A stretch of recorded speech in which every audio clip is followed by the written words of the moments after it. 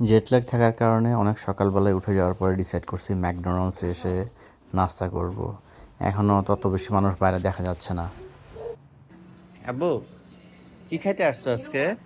01 আজকে জেটল্যাগের থার্ড দিন নাকি ফোর্থ দিন ভুলে গেছি।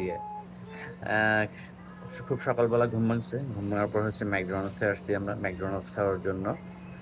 ম্যাকডোনাল্ডসে কিছু ডিলও আছে।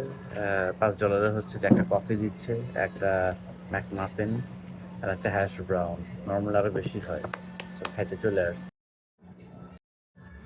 এখানে আমরা নিয়েছি হচ্ছে এই যে আমার সাথে একটা egg and cheese English muffin, দুইটা হ্যাশ ব্রাউন অফারে একটা ছিল, বাট 90 সেন্টসে আরেকটা মানে অ্যাড করা গেছে, সো ওটাও নিয়েছি। সেম আরও একটাতে দুইটা নিচ্ছি। আর আমি হচ্ছে যে একটা চা নিয়েছি, বিকজ আমি বাসায় গিয়ে একটু পরে ঘুমাবো, রাত 3:30 বাজে ঘুম থেকে উঠছি, সো আমি এখন কফি খাবো না। আর আমি একটা নিচ্ছি হচ্ছে যে ব্ল্যাক কফি, কারণ আমি এখন বাসায় গিয়ে কাজ করব। আমি 5টার সময় উঠছি। মিডিয়াম ব্ল্যাক কফি নিয়েছি।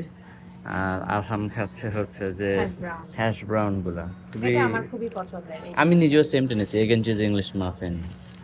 ঠিক আছে, এই যে এগ মাফিন। সকাল হওয়ার কারণে এখনো অনেক বেশি লোক জমা হয় নাই। আমাদের খুবই প্রিয় একটা খাবার হচ্ছে যে egg and cheese English muffin. Literally just egg, cheese আর একটা মাফিন, এটাই। ও আঙ্গুর খাচ্ছ তুমি? তুমি কত সুন্দর সুন্দর খাবার খাওয়াচ্ছি না আমরা। হ্যাঁ, টিভি দেখবি, আঙ্গুর খাবে।